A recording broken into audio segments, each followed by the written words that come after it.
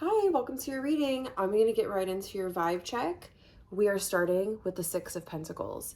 It's a card about generosity. It's a card about giving to others. It's a card about finding a moment within yourself where you can source the energy that it takes to give to others. Now, this could be telling you that you are a really generous person already, or it could be an invitation to be a little more generous. And with Pentacles, it doesn't just have to be with money. Pentacles are about our home, our family, our body, our garden, stability. So if you find yourself to be more stable, that's something you can give from. If you have a garden, that's something you can give from.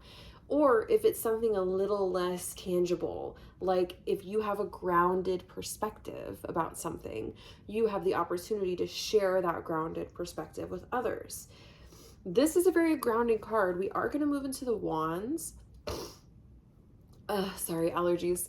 But what I will invite you to consider is that giving of yourself, even when it's hard, especially when it's hard, is most rewarding, right? So if you have a goal towards prosperity, there is an invitation to understand the responsibility of prosperity. What it actually means to be stable and successful is that you have something to share.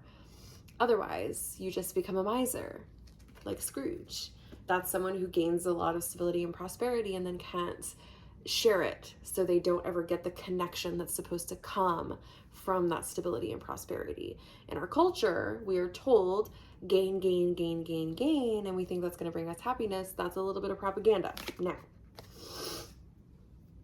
speaking of giving, we have the Five of Wands. This is the card of healthy competition. Now, what I really see for you in this vibe check, talking about the Five of Wands, is connecting with people in either your industry or the industry you want to get into to have a collaborative relationship, okay? It's not about hitting each other with the sticks, right? Like when you're sword fighting, you're not stabbing each other, okay? When you're playing with sticks, it's because you don't want to hurt each other, okay? You don't want to actually injure the people that you're fighting with. That's why you're using the sticks. It's just about healthy back and forth. And because it's in the Wands, it's in a creative or passion-filled area of your life. So it's like, okay, let me find other people that are passionate about what I'm passionate about or doing the kind of creative work that I want to do so I can learn from them. And honestly, so I can give them my grounded perspective. I can help them with the resources that I have gained, and then I can learn from the resources they have gained, and we can help each other grow on equal footing. Here's why I say equal footing, because the card right after this is the Nine of Wands reversed. In the Nine of Wands, we're often feeling like we have to protect our position. We are defensive. We don't let other people help us. We start to get an ego, okay? So when I'm seeing the Nine of Wands reversed, what I'm seeing is lay down this idea that you have to do it all on your own, that you are a solo creator, that you're the only person in your life that matters, right? This isn't a call out. It's like this is where you need to put your spotlight, right? At some chapters of our life, we need to retreat into ourselves and take care of ourselves and heal ourselves. Because you have this pentacle energy here at the beginning, this wand energy throughout, it's kind of saying like you've done enough of that percolating, right? It's time to start giving what you gained when you actually were isolated. You can come out of the isolation now and be in community and in connection, right? And the thing about being a charming person is that you don't struggle with community. You are chatty, charming, communicative. You're always making those connections.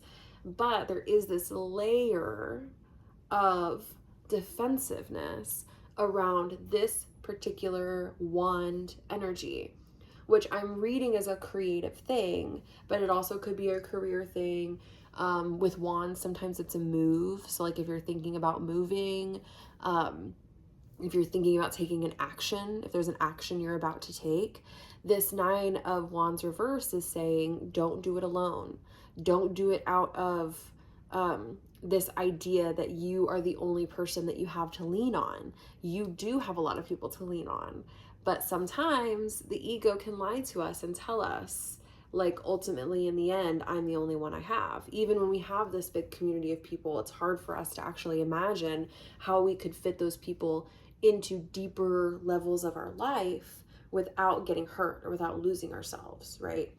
So in this Nine of Wands reverse, it's like, okay, you're great how you are, but if you really want to evolve creatively and move towards independence and freedom and free will, you're gonna have to let go of the idea that you can do it alone, right?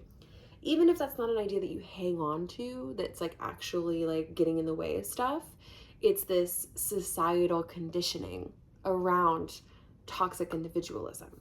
So it might either be something you've been feeling lately, like I have to do this all on my own, or this is an invitation to spotlight that there may be some subconscious conditioning that is affecting your relationships and affecting your ability to level up in your creative or passion project. That's your reading.